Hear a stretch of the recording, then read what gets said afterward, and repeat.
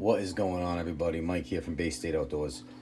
I just want to do a quick video on the field stripping of a Smith and Wesson E Series 1911. In my personal opinion, it's probably one of the better looking 1911s out there. And I just want to show you how to take it apart. So bear with me. First things first, we're going to make sure we have an empty firearm. Magazine's out. Nothing in the chamber. Good to light. Okay. First things first.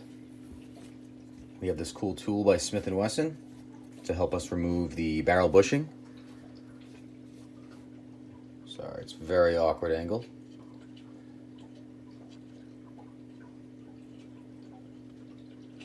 Let me just twist it this way. I want to be very careful that we don't grenade the spring guide block out. Hold on to that. There we go. Sorry guys, I'm just trying to be able to make this so you can all see. The recoil guide block.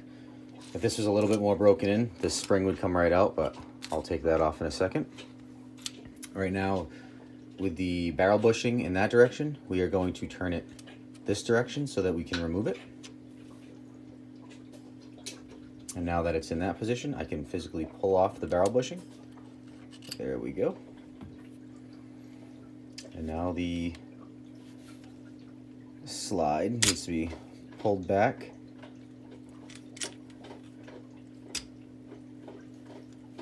So this notch right here lines up with the slide catch. And that, like I said, I don't know if you can really see it, but there's a little notch right there.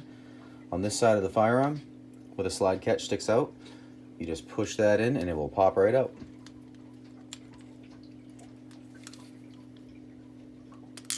There we go. Put that over here. Now the slide should come completely off. Alright, I'm just going to set that down right there. My spring is not overly broken in, so it's kind of hard to remove this way. So I usually just take my hand and I slide it off that way. But once this gun is broken in a little bit better, this spring will just fall off on its own.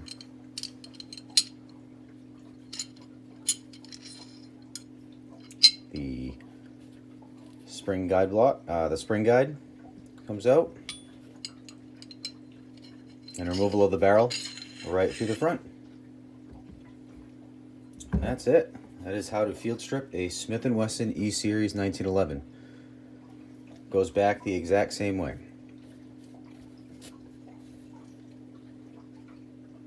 Barrel goes into the slide.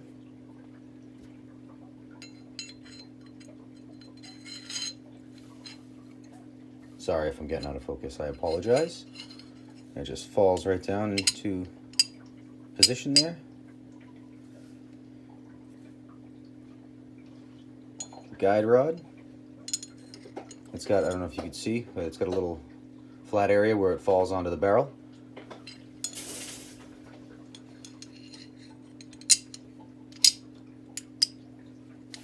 And always make sure this right here is in this up position. I mean, it's more important later on down the road when we actually put the slide on the handgun, or the slide on the frame rather. At this time I like to put the spring back into place. As like I said, it's not overly broken in yet, so I kind of got to force it in. There we go. Make sure that's in the up position. Alright, now slide the frame onto the slide. So to make sure this maintains in that up position.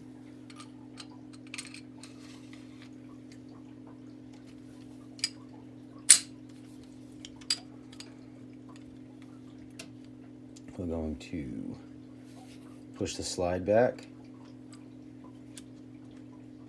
just so that notch was where it was before.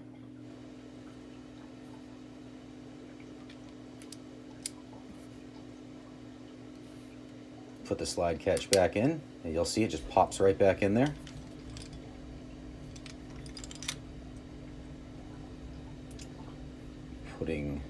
now the slide can go forward. There we go.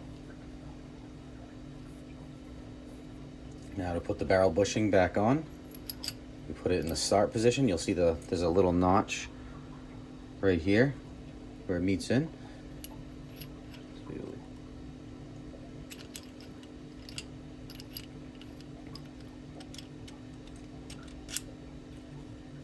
There we go.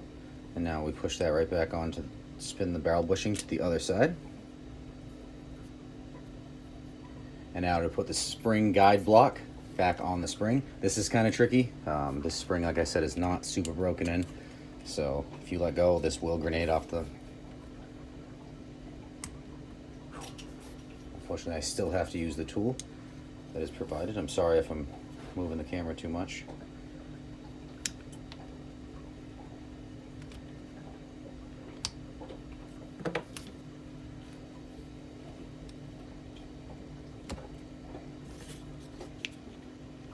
There we go.